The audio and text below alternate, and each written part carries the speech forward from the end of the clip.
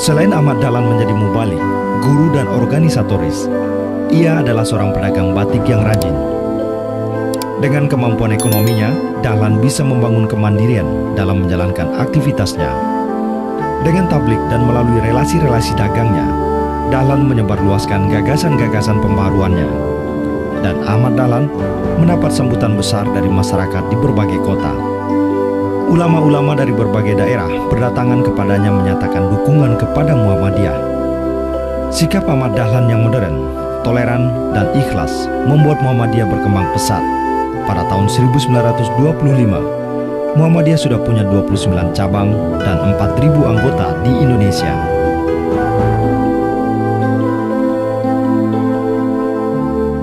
Sistem pesantren itu diubahnya di sistem klasikal.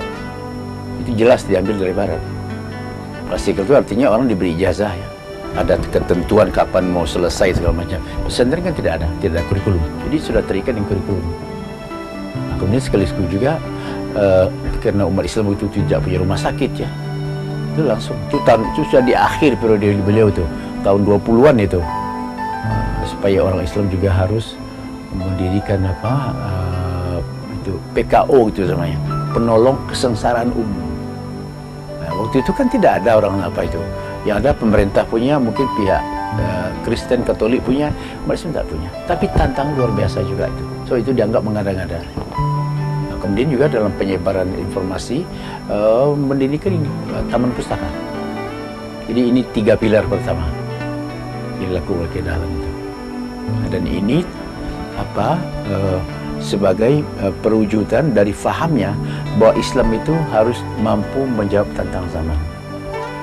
Ketika beliau bertabligh di ujung sebelah timur Pulau Jawa di Banyuwangi, itu ketika beliau datang pertama, terus kembali ke Jogja, sampai di Jogja sudah menerima semacam surat kaleng itu, surat ancaman.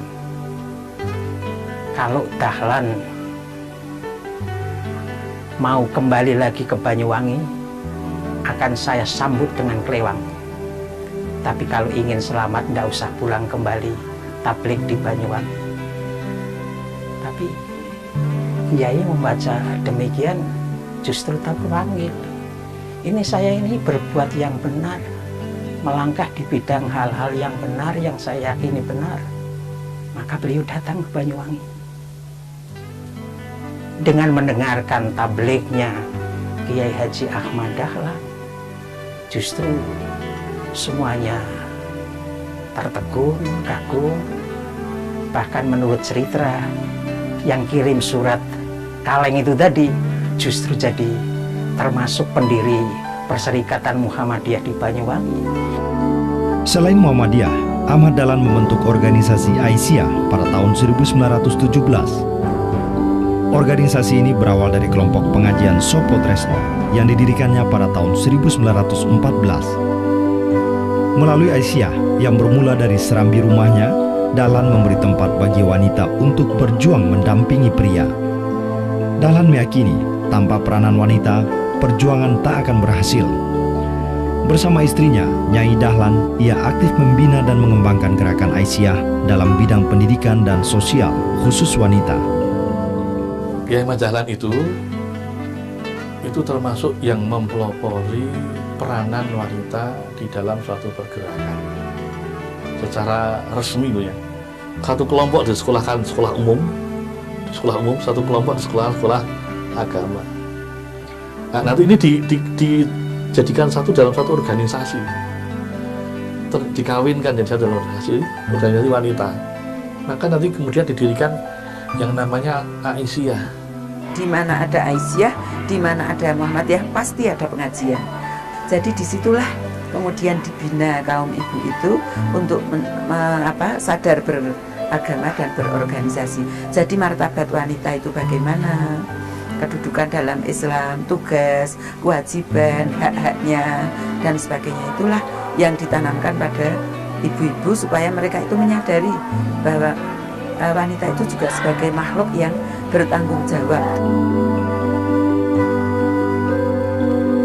Ahmad Dahlan menikah 5 kali.